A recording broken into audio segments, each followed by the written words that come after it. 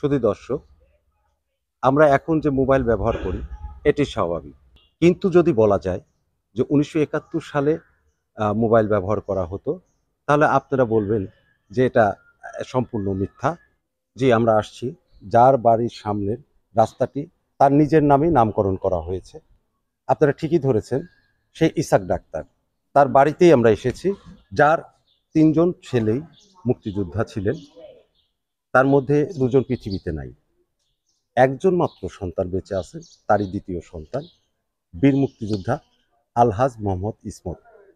আমরা তার সঙ্গে আজকে আপনাদের সাক্ষাৎ করাবো, যে কিনা ওই যুদ্ধের সময় ওয়্যারলেস অপারেটিং করতেন এবং এ দেশ সারা বাংলার বুকে এই ওয়্যারলেস অপারেটর বীর মুক্তিযোদ্ধাদের কাছে বিভিন্ন মেসেজ পৌঁছিয়ে দিতেন। কোথায় হানাদার বাহিনী আছেন, কোথায় মুক্তিযোদ্ধারা কোন অবস্থানে আছেন, পক্ষে অস্ত্র নিয়েও যুদ্ধ করেছেন, সেই গল্পটিকে আজকে আপনাদের শোনাবো। চলেন দর্শক, আজকে তার মুখেই আমরা গল্পটি শুনি।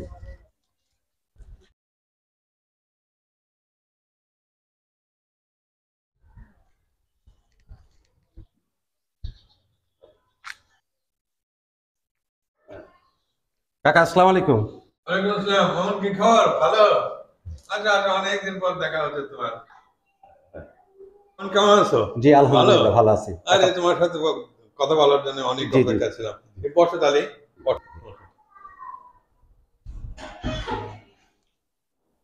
১৯৭১ সালে ২৮শে মার্চে যখন পাকিস্তান হানাদার বাহিনীরা রাজশাহী ক্যান্টনমেন্ট থেকে পাবনাতে পুলিশ লাইনে আসে না, তো তখন ওই সময়টায় ২৯শে মার্চে ভোরের থেকে যে প্রতিরোধ যুদ্ধ, পাবনা শহরস্থ প্রতিরোধ যুদ্ধটা হয়, সেই জায়গাতে আপনিও অংশগ্রহণ করেছেন এবং সেই অংশগ্রহণকারী আপনার সহযোদ্ধারা কারা ছিলেন?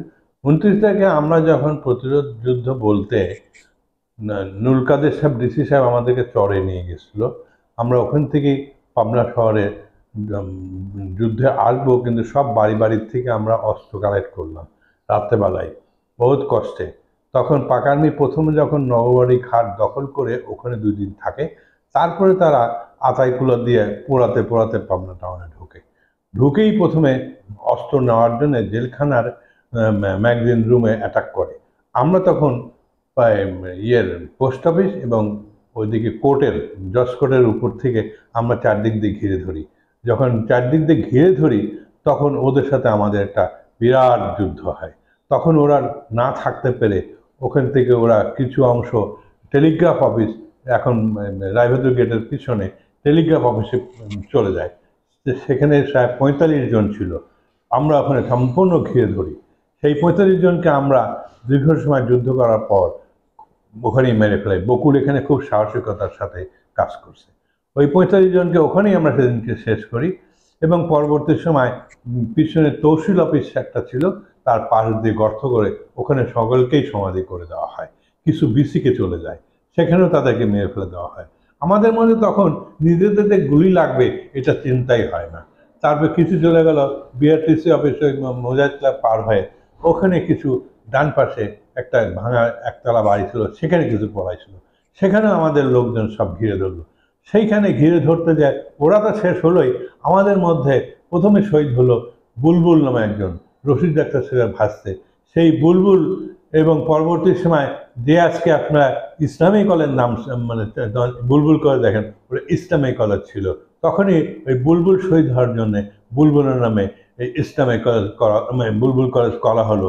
তার থেকেই এখন পর্যন্ত বুলবুল কলেজ নামে প্রতিষ্ঠিত। যুদ্ধের সময় পতাকাটা উত্তোলন করাটা একটা খুব দুঃসাহসিক ব্যাপার। ওই পতাকা সম্পর্কে আপনার কি ভূমিকা? আমি তখন এটার করে ছাত্রলীগ করতাম। আমরা সব বন্ধু বান্ধব, বকুল, বেবি ইসলাম, শাহাবুদ্দিন চুপ্পু, আমরা সব এটার করে পড়তাম। আমার বড় ভাই তখন ছাত্র সংগ্রাম পরিষদের ঢাকা ইউনিভার্সিটি বি ফার্ম করতেন এবং উনি নিউক্লিয়াসের কনিষ্ঠ সদস্য ছিলেন।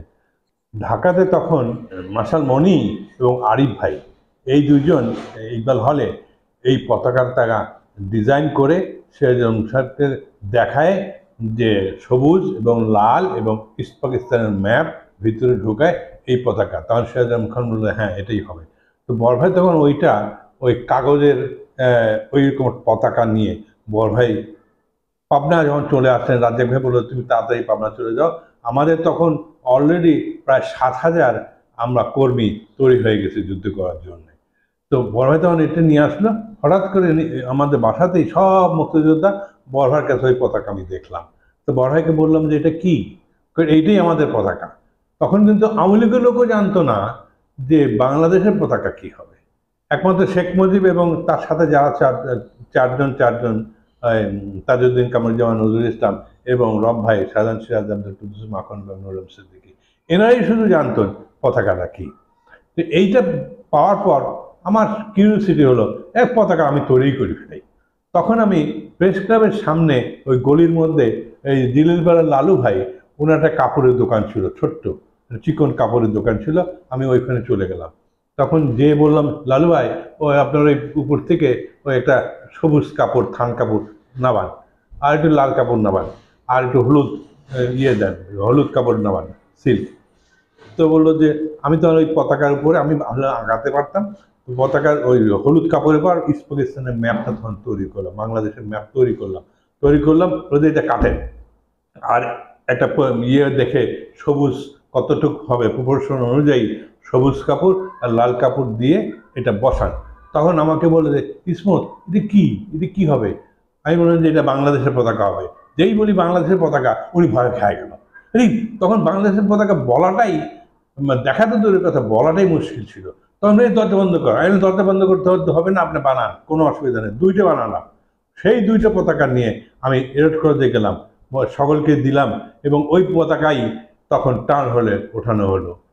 ওই ছিল পতাকার। এবং বলতে গেলে ঢাকা রব ভাইয়ের ওঠানোর পরে দ্বিতীয় কোনো ডিস্ট্রিক্ট বলতে গেলে পাবনাতেই দ্বিতীয়বার পতাকা উঠলো। এই পতাকা আমি আমার সংরক্ষণ করে গ্রামের বাড়িতে রাখছিলাম, এবং সুজনগর থানা উদ্ধার করার পর সুজনগর থানা আমার বড় ভাই একজন মুরব্বী মাস্টার সাহেবকে দিয়ে ওই পতাকা উঠাইছিলেন।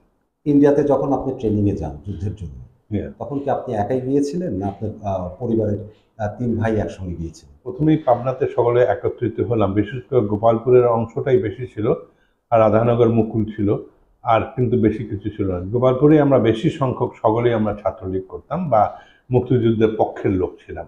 তো বড় ভাই তখন চলে যাবে, আমরা কোথায় আপনি যাচ্ছেন? তো বলে যে ক্যালকাটা গেলে তোমরা প্রিন্স অফ স্ট্রিট, ওখানে আমাদের অফিস করা হচ্ছে, সেখানে সব চলে আসবা। আর সব আওয়ামী লীগের লোকজন প্রায় সকলেই পাকসার কাছে, বগামিয়া আমরিন্দুন এনারা সবাই পাকসার কাছে যাবে। তখন প্রিন্স অফ স্ট্রিটে আসবা, সেখানে উনি আমাকে বললেন। তো বড় ভাই তখন এই দিয়ে কুষ্টিয়ার পাশ দিয়ে ওনারা চলে গেলেন। যায় যখন ওখানটায় গেলেন, তখন দেখলো আমি পাবনার কোনো ক্যাম্প নাই, পাবনার নিজস্ব কোনো ক্যাম্প নাই। তখন বড় ভাই চিন্তা করলো যে পাবনার হোসেন আলী সাহেব ছিলেন পাবনার বাংলাদেশ ইস্ট পাকিস্তানের অ্যাম্বাসেডার, উনি ক্যালকাটাতে পাকসার কাছে থাকলেন। তো বড় ভাই, মুকুল ভাই সকলে চলে গেল হোসেন আলী সাহেবের কাছে। হোসেন আলী সাহেবকে আমরা খালু বলতাম। তো বললাম যে তখন ওনাকে, উনি উপরতলায়, নিচতলায় ওনার পিএকে বলা হলো যে আমি পাবনার থেকে আসছি, কয়েকটা কাগজ লিখে দেন। তখন বড় ভাই তখন লিখলো Mohammad Iqbal, son of doctor Ishaq, Pabna. এই কাগজটা যখন ওনার কাছে গেল, তখন যেহেতু উনি পাবনার মানুষ, আমার আব্বাকেও উনি চিনতেন, তখন উনি দৌড় মারে নিচে চলে আসলো, এই ডাক্তার সাহেবের ছেলেকে। তখন বড় ভাই আগা আসলো, খালু হয়ে যাবে। হ্যাঁ, কী ব্যাপার? তখন উনি বলতেছেন, বড় ভাই তখন বললেন, আমরা পাবনা থেকে আসছি, বর্ডার ডিস্ট্রিক্ট না, আমাদের কোনো ক্যাম্পের নাই, আমাদের এখন মুক্তিযোদ্ধা শুরু হলে পাবনার থেকে তো আরও অনেকেই চলে আসবে, তা আমাদের একটা জায়গার ব্যবস্থা করে দেয়। তখন উনি কেচুয়াডাঙ্গা ক্যাম্পকে, একটা স্কুলকে, 2টি স্কুল উনি ফোন করে বলে দিয়ে, যেহেতু উনি অ্যাম্বাসেডার, ফোন করে বলে দিয়ে ওখানে আমাদের ক্যাম্পের ব্যবস্থা করে দিলেন। সেই ক্যাম্পে উদ্দিন ভাই, কাদের মামা, রহমুল্লাহ ওখানে থাকতেন। আমরা ওখানে থাকাকালীনই বড় ভাইকে রাজ্জাক ভাই বললো, তুমি তাড়াতাড়ি তৈরি হও, তোমাদেরকে যেতে হবে। তো কোথায় যাবো তো আমরা জানি না। তো বড় ভাই আমাদেরকে তখন ওই 14 জনকে হায়ার স্টাডি, আরেকজন FF ফ্রন্ট ফাইটার হিসেবে আরও 20 জনকে তাড়াতাড়ি সিলেক্ট করলো। তারপর আমার শিয়ালদার থেকে ট্রেনে, তারপরে প্লেনে, এরকম করতে করতে দেহরাদুন আর্মি ক্যান্টনমেন্ট গেল। আমরা যে দেহরাদুন আর্মি ক্যান্টনমেন্টে গেলাম, এটা ছিল এই এশিয়ার সবচেয়ে বড় কমান্ডো ট্রেনিংয়ের একটা জায়গা, যেটা উপরে চলে গেলে নিচে শহর দেখা যায়, রামধনু দেখা যায়, যেটার দায়িত্বে ছিলেন ইন্ডিয়ান একজন কমান্ডো জেনারেল উবান। তার নেতৃত্বে আমাদের প্রথম দেহরাদূনে তৈরি হলো। তখন আমরা 320 জন, সারা বাংলাদেশের, ঢাকার থেকে খসরু ভাই, মন্টু ভাই, মহিউদ্দিন ভাই, আরও অনেকে, এবং রংপুর থেকে খোকন ভাই, আরও অনেকে আসছে সব জায়গা থেকে, কুষ্টিয়ার থেকে, ইয়েরা, সব জেলার থেকেই 7 জন 9 জন 10 জন এরকম করে করে 320 জন আমার প্রথম চলে গেছিলাম। ভারতে ট্রেনিং করার পরে হুম। যখন দেশে আসেন, এপারে আসেন, তখন কোন দায়িত্বটা আপনাকে দেওয়া হয়? ভারতে যখন ট্রেনিংয়ে চলে গেলাম, ব্যারাকপুর থেকে আমরা যখন ভারতের শিয়ালদা স্টেশন দিয়ে ট্রেন দিয়ে, প্লেন দিয়ে চলে গেলাম ব্যারাকপুর ইয়েতে, ট্রেনিং সেন্টারে। সেখানে যে আমরা 17টা জেলার যারা যারা ছিলাম, কৌশলগত কারণে আমাকে বলল যে প্রতিটা ডিস্ট্রিক্টে একটা করে ওয়্যারলেস সেট দিতেই হবে, কারণ ওয়্যারলেস সেট ছাড়া দেশে পাকিস্তানের সাথে, বাংলাদেশ আর্মির সাথে কোনো যোগাযোগ থাকবে না। ওয়্যারলেস মানে যেটা একটা রেডিও অ্যান্ড রেডিও এবং টেলিগ্রাফি দুটাই। তো আমাকে যে ওয়্যারলেস ট্রেনিং দেওয়া হবে, এটা দেওয়ার পরে আমাকে বড় ভাই বলল, তুমি কি পারবা? তাই বললাম যে ঠিক আছে স্যার, আমি সায়েন্সের ছাত্র স্যার, আমি দেখি। তখন আমাকে ওই ওয়্যারলেস সেট দেওয়া হলো। আমরা 17 জন আলাদা রুমে থাকতাম। আমাদের যখন ট্রেনিং হতো তখন একজন তেলেঙ্গি, মালায়ালম, কেরালা এই দিককার লোক, মানে ইনস্ট্রাক্টর আমাদের ট্রেনিং দিত। যখন উনি অনেক সময় গুনতেন, আমি বুঝতাম না, নানে আনচে কাঞ্চে কী সব ভাষা বলতো আমি বুঝতাম না। তো যাই হোক, আমাকে অসিলেটর দিল, এবং প্রথমে শেখার জন্যে যে আমি টরেটক্কা টেলিগ্রাফিতে কীভাবে কথা বলবো। এটা লেখা ছিল ইংরাজিতে যে টিটার এ, টি টাটেট বি, টাটেট সি, এরকম করে সাউন্ড দিলে একটা যাবে। আর একটা হচ্ছে কি, যে রেডিও টেলিফোনেতে যদি আমি কোনো মেসেজ পাস করি, সেটা তো বলা হতো যে আলফা ব্রেভো চার্লি, রিপোর্ট মাই সিগন্যাল ওভার। এটা টেলিফোনেতে যত সহজভাবে বলা যায়, বেশি এমার্জেন্সি কোনো কথা বলতে গেলে আমাকে টেলিগ্রাফে দিতে। যাই হোক, আমাকে ওয়্যারলেস ট্রেনিং নেওয়া হলো ঠিকই, কথা হলো ঠিকই। তখন এখানে আমাকে নিতে প্রায় 3 মাস, প্রথম ব্যাচটা আমাদের বেশি সময় লাগে। 3 মাস ট্রেনিং আমাকে যেরকম নিল, এবং যারা কমান্ডো অন্য, তার মধ্যেও এক একজন মোটর স্পেশালিস্ট, এক একজন অন্য স্পেশালিস্ট। সে ডিস্ট্রিক্ট, ইকবাল ভাই ডিস্ট্রিক্ট লিডার প্রেসিডেন্ট দায়িত্ব, তাকে ডিস্ট্রিক্টে কী কী দায়িত্ব নিতে হবে একটা জেলার, সেগুলো স্পেশালিস্ট করা হলো। মানে সকলেই যেন যার যার দায়িত্বে, তোমার সাথে 5 জন করে সহযোগী, তোমার সাথে 5 জন করে সহযোগী, এরকম করে করে থাকতো। তো আমাকে যখন ওয়্যারলেস ট্রেনিং দেওয়া হলো, তখন আমি ওয়্যারলেস ট্রেনিং নেওয়ার পরেও আমাকে অনেক কষ্ট করতে হয়েছে এই ওয়্যারলেস সেট সম্বন্ধে। আমাকে ওখান থেকে আসার পরে আমরা আর ব্যারাকপুরে যাইনি, আমাদেরকে অন্য জায়গায় রাখতে হলো। ওখান থেকে আমাদেরকে বাংলাদেশে ঢোকার জন্যে বিভিন্ন আমাদের কোরিয়ার মানুষ ছেড়েছিল। এটা অনেক আগের থেকে, যে আমি বর্ডার থেকে এখান থেকে সরাসরি আমাকে ধরেন সুজনগর যেতে হবে, কিন্তু সুজনগর সরাসরি আমি যাব না। এখান থেকে 20 মাইল পর্যন্ত আমাদেরকে প্রথম 10 জনকে নিয়ে যাবে একজন। সেই 10 জনকে ওখানে রাত্রে যায় পৌঁছায় গেলাম, ভোরে যা পৌঁছালাম, ওখানে রাত্রে ঢুকে গেলাম বাড়িতে। তারপরে ওখান থেকে অন্য আরেকটা লোক আমাদেরকে নিয়ে আরেক স্টেশন পর্যন্ত নিয়ে যাবে, আর যে লোকটা আমাদের প্রথম নিয়ে সে আবার বর্ডারে ফেরত যাবে। মানে একজনের এই সুজনগর আসতে 4 জনের মাধ্যমে আমরা সুজনে আসি, কিন্তু কারোর সাথে কারো কোনো যোগাযোগ আমাদের হয় নাই, কারণ এটাও একটা সিক্রেট ব্যাপার ছিল। অ্যান্ড আপনি যদি আমার বাসায় আসবেন, আপনি সরাসরি ঈশ্বরদী থেকে এখানে আসবেন না, 2-3 জায়গায় 3 জনের মাধ্যমে এই বাসা যায়, যে প্রথম জন জানবে না যে আপনি কোথায় যাচ্ছেন। এরকমভাবে আমাদেরকে সুজনগর থানা আমাকে আসতে হলো। সুজনগর থানা আসার পরে আমাকে এক বাড়িতে থাকতে বলে।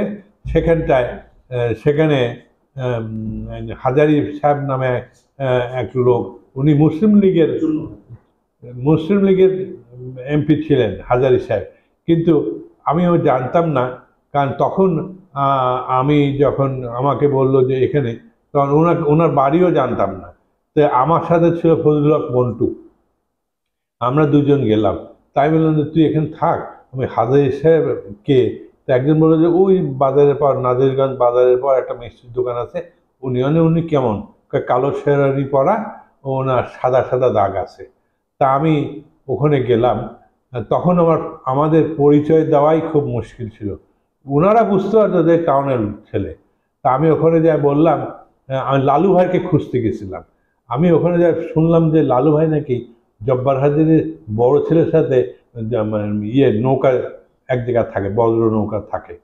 তখন আমি হাজারি সাহেবকে দেখলাম দোকানের বাইরের থেকে, যে উনি ভিতরে দাঁড়ায় লোকজনের সাথে কথা বলতেছে। উনি মুসলিম লীগের লোক, ওনার তো ভয় নেই। তা আমি দূরের থেকে ওনাকে ডাকলাম, চাচা একটু কথা বলবো। তো উনি বাড়া আসলো, কি বাবা তোমার? তখন আমাকে বললো যে আমি খোঁজ আসছি যে আপনার ছেলের সাথে আমাদের লালু ভাই আছে। তখন উনি সরাসরি প্রথম বললেন, না লালুকে আমি চিনি না, এরকম কথা বললেন। তো আমি তখন আমি ছিলাম, শিওর ছিলাম লালু ভাই তার ইয়ের সাথে বর্জা নৌকা আছে তার ছেলের সাথে। তখন আমি ছোট্ট একটা কাগজে লিখে দিলাম, লালু ভাই আমরা পাংশা চলে যাচ্ছি, ওখান থেকে ইন্ডিয়াতে চলে যাব, আপনি তাড়াতাড়ি চলে আসেন যদি। আমি ওই কাগজটা ওনাকে দিলাম, উনি কিন্তু কাগজটা ঠিকই হাতে নিলেন, এবং উনি ঠিকই লালু ভাইকে দিছে। ওনার ছেলে আজকে চূন্য হাজারি, আজকে সুরেন্দ্রনগর চেয়ারম্যান হয়েছিল এক সময়। তা আমি তখন পাংশা চলে যাই। পরের দিন লালু ভাই দেখি ঠিকই পরের দিন একটা লুঙ্গি আর একটা গেঞ্জি পরে, ব্যাগ নিয়ে, ব্যাগের মধ্যে চাকুরা কি একটা ছিল, দৌড়াতে আমি আইসি রে। তখন আমি, লালু ভাই, বেবি, মন্টু, আমরা চারজন আবার ওখানকার আমার নানা ছিলেন। তো নানাকে বললাম আমরা ভারতে চলে যাব। তখন নানা বলছে ঠিক আছে দাদু তোমরা বসো, আমি তো ঠিক করি। তখন ভেড়ামারা রাজা মিয়া এমপি ছিলেন, রাজা মিয়া, ওনাকে ছুঁয়ে আসছে এমন একটা লোক, উনি খবর দিলেন। তো সে লোক আসলো পরের দিন। তখন ওনাকে বললো দেখো আমার এই দাদু ভাইদেরকে ভারতে পৌঁছা দেওয়ার ব্যবস্থা করো। ঠিক আছে চাচা। তখন আমরা চারজন ওই লোকের সাথে আবার এই 3-4 বার যাতায়াতে ওই আল্লাহর দরগা রোড দিয়ে, কুষ্টিয়ার ওই পারে আল্লাহর দরগা রোড দিয়ে আমরা কেশোরাঙ্গা ক্যাম্পে পৌঁছালাম। কেশোরাঙ্গা ক্যাম্পে যায় দেখি বড় ভাই অলরেডি ক্যাম্প হোসেন আলী সাহেবের সাথে কথা বলে ক্যাম্প করছে। তখন দেখি তালু চাচা, উদ্দিন ভাই, কাদের সব ওখানে আছে। তখন ভাই বল তুই আসছিস, এই তাড়াতাড়ি এখন লিস্ট করছে। তখন বড় ভাইয়ের সাথে আমার দেখা, বড় ভাই তখন লিস্ট করে আমার সাথে আমাদেরকে কয়েকজনকে 14 জন 20 জন করে আমাদের যাওয়ার ব্যবস্থা ছিল। ঠিক সেই সময় আমি আর একটা কথা বলি, আজকের প্রেসিডেন্ট, আজকের শাহাবুদ্দিন চুপ্পু আমার সাথে দেখা, সেও ওখানে কিছুদিন ছিল। তারপরে যাই হোক পরবর্তী সময় তো দেশ স্বাধীন হওয়ার পরে তারা দেশে আসলো, এবং এখন সে দেশের প্রেসিডেন্ট। এই হিসাবে আমার সে বন্ধু, আমরা একসাথে এরকম পড়তাম। ওই সময় যে কোনো সংবাদ পৌঁছানো খুবই কঠিন ছিল।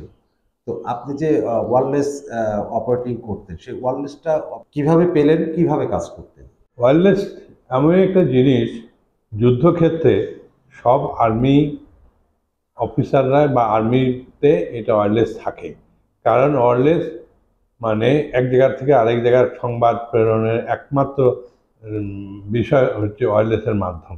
ওয়্যারলেস ধরুন যে একটা রেডিও শুধু রিসিভ করতে পারে, ফ্রিকোয়েন্সি অ্যাডজাস্ট করে, আপনি ঢাকা কি রাজশাহী ধরতেছেন, ফ্রিকোয়েন্সি অ্যাডজাস্ট করে আপনি রেডিওতে কথা।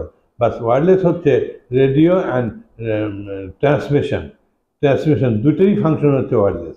এই ওয়্যারলেস সেট আমাকে যেটা দেওয়া হয়েছিল সেটা হচ্ছে ANGRC-9, যেটা আমেরিকান ওয়্যারলেস, খুব পাওয়ারফুল। আজকে এইখান থেকে পৃথিবীর আরেকটা দেশ ঘুরে বেঁধে এইখানে চলে আসে, এত পাওয়ারফুল ওয়্যারলেস সেট। আমরা ওইখানে শুধু ওয়্যারলেস না, সারা পৃথিবীর গান কথাবার্তা শুনতে পারতাম। তো আমাদের একটা ফ্রিকোয়েন্সি শিডিউল করা ছিল যে আমার কয়টার সময়, বা অন্য 17টা ডিস্ট্রিক্ট তখন ছিল, কোন ডিস্ট্রিক্ট কটার সময়, রাত 1:30 থেকে 3টার মধ্যেই কিন্তু আমরা কথাবার্তা যার ডিস্ট্রিক্টের খবর আমরা ক্যালকাটে পাঠাই দিতাম, যার যার ক্যালকাটা আমাদের যে লিডার ছিল তাদের কাছে পাঠাই দিতাম। তা আমাকে যে আমি সুজনগর থানায় যেখানে থাকতাম রাত 1:30টার পরে, এটা খুব কঠিন ব্যাপার ছিল, যেহেতু আমি দিনের বেলা কোনো একটা সময় ওয়্যার এন্টিনা, যে এন্টিনা থাকতো, ওয়্যার এন্টিনা মানে অনেক দূরের ইয়ে ক্যাচ করতো, আর যদি ওয়্যারলেসের সাথে স্টিক এন্টিনা থাকে সেটা হচ্ছে 10 মাইলের মধ্যে, আর ওয়্যার এন্টিনা মানে পৃথিবীর এক কোণা থেকে আরেক কোণা। আমি ওয়্যার এন্টিনাটা বিশেষ কোনো এক জায়গায় আমি থুয়ে আসতাম, লাগাই থুয়ে আসছি। রাত্রিবেলা ওই টাইমে এখানে একটু নিরাপদ বলে আমি ওখানে যাই গোপনে, আমার সাথে সিকিউরিটি থাকলো, ওই জেনারেটর থাকতো, জেনারেটর রিসিভ করতাম, এভারেডি ব্যাটারির মাধ্যমে আমি রিসিভ করতাম সাউন্ডটা। আর আমি যখন ট্রান্সমিট করতাম তখন একটা জেনারেটর ছিল, সব খোলা যেত, হ্যান্ড ট্যান্ড সব খোলা যেত, সে ছবিও আপনার হাতে দেখবেন। সেটা একজন আমার পাশে থাকতো, সে জেনারেটরে ঘুমাতো। যখন আমি ওয়্যারলেস পাস করব তখনই সে জেনারেটর ঘুমাবে, তখন কারেন্ট পয়দা হতো, তখন ওই কারেন্টের মাধ্যমে আমি বাইরে এটা বার্তা পাঠাতে পারতাম। এবং যতক্ষণে আমার 15-20 মিনিটের মধ্যে কাজ শেষ করে আমি সব কিছু গুছাই নিয়ে আমার লোকজন নিয়ে আমি ওখান থেকে 3-4 মাইল দূরে চলে যেতাম। কারণ আমাকে লিডার বলে দিয়েছিল তোহেল ভাই ব্যারাকপুর থেকে, তুমি কিন্তু কখনোই এক জায়গায় থাকবা না, তুমি যেখান থেকে ওয়্যারলেস করো সেখান থেকে 3-4 মাইল দূরে চলে যাওয়া, যে পাকার্মি যেন তোমাকে ট্রেস করতে না পারে। যদি ট্রেস করে তোমার কোনো ক্ষতি করে তাহলে পাবনার সিরাজগঞ্জের সাথে আমাদের যোগাযোগই বন্ধ হয়ে যাবে। সুতরাং এই ব্যাপারে আমাকে খুব সতর্ক থাকতে হতো। আপনি যখন ওয়্যারলেস অপারেটিং করতেন তখন কি আপনি কোনো বাসায় বসে করতেন, না বাইরে কোনো জঙ্গল বা মাঠ পর্যায়ে কোথাও করতেন? ধন্যবাদ আপনাকে ভালো প্রশ্ন করার জন্যে, কারণ এটা সকলেরই জানা দরকার। আমি যখন ওয়্যারলেস অপারেট করতাম তখন নিশ্চয়ই কোনো বাড়িতে বসে না, তাহলে বাড়ির লোক বা শুনে ফেলবে, জেনে যাবে, এবং আমার সাথে সব কিছু দেখে ফেলবে। আমি আগেই থেকেই একটা ফাঁকা মানে জঙ্গলের মধ্যেই একটা দূরে একটা ওয়্যারলেস যে এন্টিনা তার ওয়্যার আমি বেঁধে দিয়ে আসতাম। ঠিক ওই টাইম মতন আমার সাথে লোকজন থাকতো, আমরা যে ওখানে বসে আমরা ওই ওয়্যারলেসটা অপারেট করতাম। আপনারা হয়তো খেয়াল করছেন যে আমাদের এখানে যেন আর্মিরা আসে, জিপের সাথে একটা পিছনে এন্টিনা থাকে, এটা হচ্ছে শর্ট ডিস্টেন্সের জন্য। এখান থেকে ঈশ্বরদী বা পাবনা চলাফেরা করতেছে, কিন্তু এখান থেকে চিটাগাং ডিস্টেন্স করতে গেলে বড় এন্টিনা লাগে। তো সেই জন্য আমি একটু ফাঁকা জায়গায় না থেকে জঙ্গলের মধ্যে এন্টিনাটা লাগাই রাখতাম। তারপর আমি যে ওখানে ঠিক শিডিউল করা থাকতো আমার ফ্রিকুয়েন্সি, শিডিউল টাইমে আমারটা টাইম থাকলো ধরুন 2:30, ইন্ডিয়ার টাইম ধরেন 2টা, আমি ঠিক 2:30টার সময় আমি আস্তে আস্তে আস্তে আস্তে আমার ওয়্যারলেস সেটটা ফ্রিকুয়েন্সি অ্যাডজাস্ট করে নিয়ে আমি ওই যেই টাইমটা হলো তখন আমি সাউন্ড দিতে থাকি, টিটিট টিটিট টিটিট, তখন ওরাও তখন টের পায় যে ঠিক এই টাইমটা কার পাবনা, তখন ওরাও আমার ফ্রিকুয়েন্সি অ্যাডজাস্ট করে নিয়ে ওরা অপেক্ষা করে। যখন সাউন্ড পায় তখন আমি টেলিফোনে বসি, আলফা বেবো চার্লি, বা আমার নাম হচ্ছে ইসমত, তারা জানে, India sierra mike alpha tango, report by signal, কারণ India sierra mike alpha tango, that means ISMAT, India sierra mike alpha tango যখন বলি তখন ওরা বুঝে যায় এ পাবনা থেকে খবর আসতেছে। তো এইভাবে আমরা করার পরে যা যা মেসেজ আমার সাইফার মেসেজ আমার ডিস্ট্রিক্ট লিডার দেয় সেগুলো আমি পাস করে দিই, আর ওখান থেকে তখন ওনারা যে আমাদের অনুরোধ ইনস্ট্রাকশন দেয় যে কী করতে হবে না করতে হবে, তখন যা পাই সেগুলো নিয়ে আমি ওখান থেকে 3-4 মাইল দূরে চলে যাই। মানে এরকমভাবে আমরা খুব গোপনে এবং খুব সতর্কতার সাথে আমরা এগুলো করে আসছি। এটা বলার অপেক্ষা রাখে না, এটা সকলের পক্ষে নয়, একমাত্র দেশের জন্য চিন্তা থাকলে আর এছাড়া আর কিছু করার থাকে না। আমার তখন বাপ মারও চিন্তা নাই, একমাত্র দেশ স্বাধীন করা, আমি মারাও যাবো কিন্তু দেশ স্বাধীন করতেই হবে, এটা আমাদের শপথ ছিল। ওয়্যারলেসে যে কথাগুলো আমরা বলতাম, এইটা অ্যাকচুয়ালি আমার কাজ ছিল শুধু ওয়্যারলেসে এই কথাগুলো বা রিপোর্ট যেগুলো বলতেন, যে কথাগুলো, যে সাইফার মেসেজ লিডার যেগুলো লিখে দিত, সাপোজ ধরেন ABC, এর মানে কিন্তু আমি জানতাম না, কারণ এটা শুধু যিনি লিডার উনিই জানতেন। কারণ ওই alpha bravo charlie, report by signal, over. কারণ কোনো সময় যদি পাকার্মের কাছে আমি ধরা খাই, যদি কোনো কাগজ পায় তখন আমাকে বলতে পারে এর মানে কি। ট্রেনিংয়ের সময় প্রতিদিন সকালে ইউরো প্যারেড কেন? উইদাউট আর্মস এমনও আছে যে আমাদের কোনো অস্ত্র নাই, কিন্তু একটা থানা রেড করতে হবে, 2 হাত দড়ি আছে, আর কিছু নাই, অস্ত্র নাই। তো কিভাবে আমরা আর্মি থাকে তাদেরকে আমরা ধ্বংস করব? ঘাড়ের এই কালার বনটা এটা খুব দুর্বল, ঘাড়ের এই পিছন দিক এটা খুব দুর্বল। সেই জন্যই আমাদেরকে শেখানো হতো কোনো একটা সময় যদি তুমি মানে উইদাউট ব্লাড এই হাতটা ভেঙে দিতে পারো গুঁতা দিয়ে, তাহলে কিন্তু এই হাতটা সে আর নড়তে পারবে না। অথবা পিছনে, এটা তো মেন রগ, পিছনে জোরে যেটা আঘাত করতে পারো তাহলে সে আর নড়াচড়া করতে পারবে না, আর ভেন হয়ে যাবে।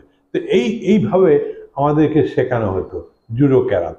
তো এর মধ্যে একটা হাসির ব্যাপার ছিল, গুপি বাবাকে আমাদের সাথে মুরাদ নামে একজন আমাদের সহপাঠী ছিল, সে আবার জুডো ক্যারাতের মাস্টার ছিল। তাকে শেখাচ্ছে যে তোমরা কেউ একজন আসো। তখন যেভাবে ফেলায় দেওয়া হচ্ছে, উনি যখন শেখায় দিল, তো উনি বললো যে তোমাদের মধ্যে ফেলে দেখি, আমার সাথে একজন ফাইট করো। কেমন ভয় করবো? তাই মুরাদ গেল আগে। মুরাদ আগে জায়গায় ও তখন এমন প্যাঁচ দিয়ে ওটা ইনস্ট্রাক্টরকে ফেলাই দিচ্ছে, কাজকে ফেলাচ্ছে। তখন ইনস্ট্রাক্টর যায় উপরে হাইকমান্ডকে করছে যে না, এদেরকে ট্রেনিং দেওয়া যাবে না। আমরা চিন্তাই করতে পারি নাই যে পাকিস্তানের মতন এত শক্তিশালী এবং ব্রেনি এবং অস্ত্র চালানো সাথে আজকে স্কুল কলেজের ছেলেপেলেরা যুদ্ধ করে সাহস পায় কেমন করে, আমরা এখন বুঝতে পারি যে তাদের বুকের শক্তি কতখানি বেশি, মনের শক্তি কতখানি বেশি। আমাদেরকে গ্রেনেড শেখানো হচ্ছে। প্রথমে ড্রিল গ্রেনেড, যেটা খালি এরকম করে মারতে হবে। এই ড্রিল গ্রেনেড কেমনভাবে কতদূর দূরে যাচ্ছে, ওখানে একটা ট্রাক যাচ্ছে, আমি রাস্তার পাশে আসি, এই জায়গায় ফেলাবো, এটা প্রথমে আমাদের সেখানে ড্রিল গ্রেনেড মানে উইদাউট স্প্রিন্টার আমরা ড্রিল গ্রেনেড মারলাম, ঠিক দূরে গেল কিনা। তারপরে দিল অরিজিনাল গ্রেনেড। অরিজিনাল গ্রেনেড পাহাড়ের মানে বরফ পাথরের পাশে এই যে গ্রেনেডটা যায় বাস্ট হলো, তখন আমরা বুঝতে পারলাম যে এর কি অবস্থায় এটা বাস্ট হয়। আর আমার যে কথা বলার ব্যাপারটা, এটা সম্পূর্ণই লেখাগুলো A to Z পর্যন্ত আমাদেরকে কোড ওয়ার্ড শিখতে হয়েছে। আমি সবই জানি, কিন্তু যিনি অপারেটর সাইফার মাঝে সে সব জানে না, সে শুধু সব অক্ষরগুলো চিনে, সে খালি মানে জানে, সব মেসেজের সম্পূর্ণ কিছু সে মানে জানে। এবং উনি মেসেজ আমাকে দিলে আমি যেটা পাঠাই দেই, যারা যে ইন্ডিয়াতে বসে আছে ক্যান্টনমেন্ট ব্যারাকপুরে, তো ওখানে ওনারা এইটা পেলে মেসেজটা বুঝতে পারে, তখন ওনার উত্তরটা ওনারা যেন আমাকে আবার দেয়, আমি আবার এটাকে আমার লিডারকে দিই, লিডার এটা পাওয়ার পর বুঝতে পারে যে এটা এই। যার জন্যে আমাদের বাংলাদেশে তখন আমাদের নদী পথে ওরা চলতো না বলেই আমরা ব্রিজ ধ্বংস করছিলাম বলে, সব জেলায় জেলায় একটু ব্রিজ ধ্বংস করার জন্যে আমরা আজ পাকার বিতরণ দুর্বল হয়ে পড়ে। নাহলে 9 মাসে এত তাড়াতাড়ি পৃথিবীর ইতিহাসে কোনোদিন স্বাধীন হয় নাই। আর আমাদের এখনো অনেক কাজ বাকি। আমি মনে করি যে আগামী নতুন প্রজন্ম আমাদের অসমাপ্ত কাজগুলো শেষ করবে। 3 ভাই যে মুক্তিযোদ্ধায় গিয়েছিলেন, তো এই বিষয়ে আপনার বাবা মা দুজনে কি আপনাদের উৎসাহিত করতেন না বাধা দিতেন? মুক্তিযুদ্ধের সময় আমাদের এই গোপালপুর পাড়ার সকলেই, সব বাড়িতেই আমরা ছিলাম মুক্তিযুদ্ধের পক্ষে, এবং আমরা স্বাধীনতার জন্য শেখ মুজিবের কথা মতন। তখন শেখ সাহেবের 7 তারিখে ভাষণের রেকর্ডও সিডি রেকর্ডও বেরিয়ে গেছিল। আমি ঢাকার থেকে সিডি রেকর্ডটা নিয়ে এসে জেলা স্কুলে বারান্দায় লাগাই দিতাম, ওই ভাষণ সকলেই শুনতো। শোনার পরের থেকে আমাদের মধ্যে ওই ভাষণ শুনতে শুনতে, এখনও আপনারা তো সবসময় শুনেন, ভাষণ শুনতে শুনতে আমাদের মধ্যে একটা স্পিরিট জেগে ওঠে। তা আমার বাড়িতে আমার আব্বা ছিলেন তখন মহাকালী টিভি হসপিটালের ডাইরেক্টর, মা তখন পাবনাতে এই আমার বাড়িতে সব মুক্তিযোদ্ধা দেখাশোনা এরকম করতেন। বাবা মা সবসময় চাইতেন যে দেশ স্বাধীনের জন্য তোমরা কাজ করতে থাকো, কারণ আমার বাবা এমনই একটা মানুষ ছিলেন, খুব নীতিবান। এমন সময় এমনও দেখা গেছে উনি ডাইরেক্টর থাকাকালীন ওনার অফিসে তখন উনি তেজগাঁ বেল্টের কিছু শ্রমিক নেতারা দেয় জোর করে ওনার অফিসে রুমে ঢুকে যেত এবং বলতো যে আমার রোগীটা কেন ভর্তি করেন নাই, কেন করেন নাই, অনেক রকম ধমক দিয়ে কথা বলতো। উনি খুব নীতিবান লোক। উনি 45-এ ক্যালকাটা মেডিকেল কলেজ থেকে আসছেন। তো যাই হোক, উনি এইসব জিনিস অ্যাডমিনিস্ট্রেশনে আসাটা উনি পছন্দ করতেন না। আমার এখানে সিট ক্যাপাসিটি অবস্থায় আমি রাখবো, যে বেশি খারাপ তাকে বলবো আপনি ভর্তি হবেন আর আপনি কাল পরশু আসেন, কিন্তু সেগুলো সে শুনতো না। এগুলো দেখতে দেখতে তার মধ্যে একটা বিতৃষ্ণা আসে।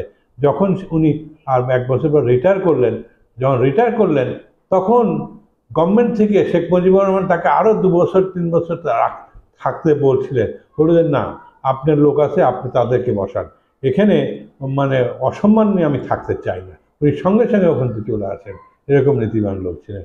আর আমার মা আমার এখানে বাড়িতে সব মুক্তিযোদ্ধাদের দেখাশোনা খাওয়া দাওয়া সম্পূর্ণ সে নিজে, আমাদের ভিতরে সে ব্যবস্থা ছিল।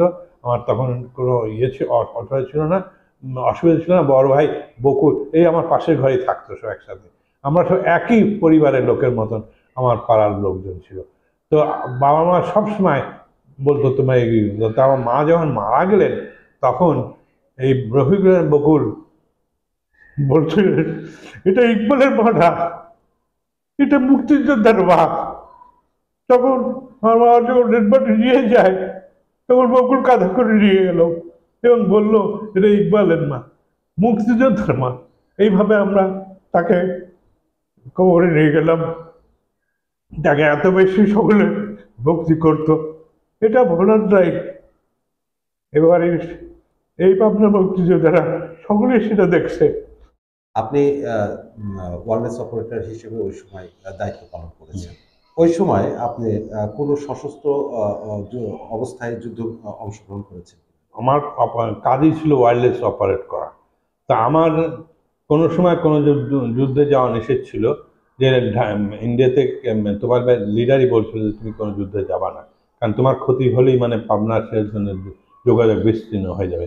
তবুও আমি সুজনের যেখানে যখন সুজনের থানা যখন রেড করা হয় তখন বড় ভাই যখন 7-8 দিন ধরে র্যাকি করালো লোকজনকে দিয়ে এবং গ্রামের সব লোকদেরকে নিয়ে প্রায় 5-6 মাইল দূরে সকলের সাথে যুক্তিবোধ করে, তখন আমি ভাইকে বললাম আমি সুজনের থানা রেড করতে যাব।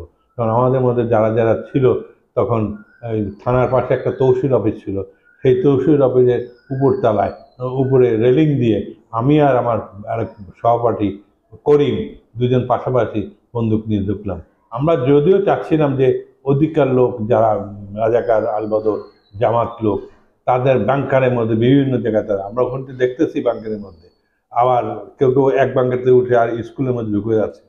তখন আমরা জোরে জোরে বলতেছি তোমাদেরকে আমার মারবো না, তোমরা চলে আসো। ওরা উল্টা আমাদেরকে বলতো যে তোমরা যাও এখান থেকে, এখানে তোমরা থাকতে পারবে না, আমাদেরকে উল্টা ধমক দিচ্ছিল। তখন আর কি করা যাবে, তখন আমি ওই এদিক ওদিক যখন এক বাংকার থেকে আরেক বাংকার যাচ্ছে তখন আমরা ওখান থেকে গোলাগুলি করতে যাই। আমি ওই ছাদের উপর থেকে আমি একটা মারতে যাই, একটা একটা একজনে মারলাম, তার মাথা লাগলে কি বুকে লাগলে ওই দূর থেকে টের পাইনি, বেশি দূরে না 100 ফিট দূর। তখন থেকে সে মানে ছাগলের মতন পড়ে যায়, কাঁপাতে কাঁপাতে কাঁপাতে কাঁপাতে পড়ে গেল। কারণ আমার বড় ভাই ওখানে একটুর জন্য বেঁচে গেলেন, উনি বাংকার থেকে পার হতে যায়, ওই এক বাংকার থেকে আরেক বাংকার উঠে ছড়তে যায়, ওখান থেকে বসে তখন বড় ভাই উঠতে যায়, দুলালও উঠছিল, তখন দুলালে মাথা লাগে, দুলাল এবং মারা যায়। তখন বড় ভাই একটুর জন্য সেই দিনকে বেঁচে যায়। ওইদিকে আবার সন্টু ভাইও ছিলেন, আরও অনেকে ছিলেন, আর গ্রামের সব লোক প্রায় 1000 খানেক লোক চারদিক দিয়ে চেঁচামেচি করছে। এই চেঁচামেচির জন্যই ওখানকার আর্মি জামাত জামাতের বা মালয়েশিয়া ছিল তারা দুর্বল হয়ে পড়লো। একটা মুহূর্তে যখন তাদের সম্পূর্ণ গোলাগুলি শেষ হয়ে গেল, আমরা আস্তে আস্তে ঢুকে ঘিরে নিলাম চারপাশে, তারপরে তাদেরকে সকলকেই মেরে ফেলে দেওয়া হলো। এবং এটা আমরা নিষেধ করছিলাম, তবুও লোকে আর শুনলো না। এবং সুজনের থানায় আমি একমাত্র ওখানেই আমি অপারেশনে যোগ দিই। সুজনের থানায় আমরা রেড করি তখন আমাদের মধ্যেও 4 জন মারা যায়। ওখানকারই দুলাল যে এগ্রিকালচার কলেজে পড়তো, আর পাবনার মানে জুবলিডাঙ্গের পাড়ে একজন, আর আরও 2 জন, যা আপনারা হয়তো এখনও দেখতে পাবেন। এখন সুজনগর থানার পাশে যে স্কুল আছে, স্কুলের পাশে রাস্তার সাথে লাগানো 4টে কবর এখনও 4 জনের নামে 4 জনের আছে, এবং ওর সাথে বর্তমানে একজন কমিশনারের কবর ওখানে আছে। আমি বেশ কিছুদিন আগে ওখানে গেছিলাম একটা ফাংশনে, ওই জিয়ারত করে আসলাম। তখন আমার মুক্তিযোদ্ধা ওখানকার সুবিধাজনক যারা ছিল তখন তারাও সব চলে আসলো একসাথে জিয়ারত করে। আমি ঢাকার থেকে আসছিলেন ওনারা, একসাথে জিয়ারত করে। আমি ওখান থেকে আবার সাঁতিয়াতে গেলাম। একজন বানু নেসা, একজন মহিলা মুক্তিযোদ্ধা, যে মুক্তিযোদ্ধার খবরাখবর মুক্তিযোদ্ধাকে দিত, গোলাগুলি বিভিন্নভাবে কালেকশন করে গুলি কঁচে দিয়ে সে খুব সাহসিকতার সাথে ওই সাঁতিয়াতে দিয়ে এলো। আমি তার বাড়িতেও গেলাম, যা এখন সে একার শয্যাশায়ী অবস্থায়, যা তাকে দেখা করে আসলাম। যে ঢাকার থেকে যখন যা সাংবাদিক আসলো তখন তার সাথে তারা কথা বললো, সেও মুক্তিযোদ্ধা। এবং আমি তাদের চেয়ারম্যানকে ডাকলাম যে এই বানু নেসা নামে এখানকার রাস্তাটা করে দাও। তখন এই বানু নেসার নামে ওখানকার রাস্তাটা করে দেওয়া হলো, তার বাড়ির সামনে ওই রাস্তাটা তার নামে করে দেওয়া হলো। আর বিশেষ করে আমি বলি, আমার বড় ভাইও কিন্তু এখানে ওই যে ওই ট্রাফিক মোড়ের থেকে ওই ইয়ে পর্যন্ত, ওই বাইপাস রোডের ওই কোনা পর্যন্ত এই বড় রাস্তাটা ইকবাল ভাই, ইকবাল হোসেন সড়ক লেখা হয়েছে, দুই মুক্তিযোদ্ধা ইকবাল হোসেন সড়ক। আমি সেটা উদ্বোধন করি, সেটা পৌরসভার থেকে করে দেওয়া হয়েছে। শুধু দর্শক, আজকে আপনাদের যে জায়গায় নিয়ে এসেছিলাম, বিশিষ্ট ডাক্তার, ওই সময় নাম করা মোহাম্মদ ইসাক ডাক্তার, তার 3 ছেলেই মুক্তিযোদ্ধা ছিলেন। বীর মুক্তিযোদ্ধা মোহাম্মদ ইসমত, ওনার কাছেই গল্পগুলো শুনেছি, আপনারাও শুনতে পেরেছেন। বেছে বেছে সঠিক মুক্তিযোদ্ধাদের কাছে গিয়ে সঠিক ইতিহাস এবং সঠিক গল্পগুলো আপনাদের সামনে আবার তুলে ধরব। এই মুক্তিযোদ্ধাদের কথা, আমরা ইতিহাসের কথাগুলো লালন করতে চাই, নতুন প্রজন্মকে জানানোর জন্যই আজকের এই আয়োজন। Tofazzal Hossain Mamun, CNF TV, Pabna. CNF TV, আমাদের দৃষ্টি জুড়ে বাংলাদেশ।